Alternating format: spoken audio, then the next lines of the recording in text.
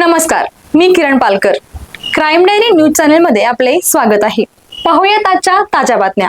इचलकरंजी शहरालगत असणाऱ्या शहापूर परिसरात घडलेल्या भीषण अपघातात सुभाष धर्मगोंडा पाटील वय वर्ष 76 राहणार सावली सोसायटी शहापूर ही वृद्ध व्यक्ती मयत झाली असून संबंधित कार चालकाविरोधात BNS कला महानसह मोटार वाहन कायदा कलमांतर्गत शिवाजीनगर पोलीस ठाण्यात गुन्हा दाखल करण्यात आला आहे.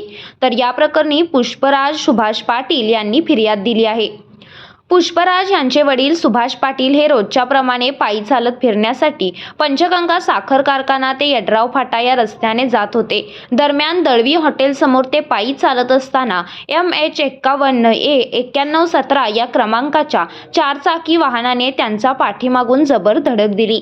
धडक एवढी जोराची होती की सुभाष पाटील गंभीर जखमी होऊन रस्त्यावर कोसळले. या अपघातानंतर आरोपी कार चालक घटनास्थळी न थांबता पळून गेले. एवढेच नव्हे तर जखमी व्यक्तीस कोणतेही प्रथमोपचार मदत न देता तसेच पोलिसांना घटनेची माहिती न देता तो कारसह फरार झाला.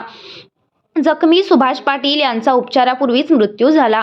या अपघातामुळे वृद्धाचा जीव गमावला गेल्याने कुटुंबावर शोकाकाळ पसरली असून परिसरात संतापाची लाट पसरली आहे. घटनास्थळी उपस्थित नागरिकांनी पाटील यांना रुग्णालयात उपचारासाठी दाखल केले. या दरम्यान तेथील नागरिकांनी चारचाकी वाहनांचा नंबर शिवाजीनगर पोलिसांना दिला.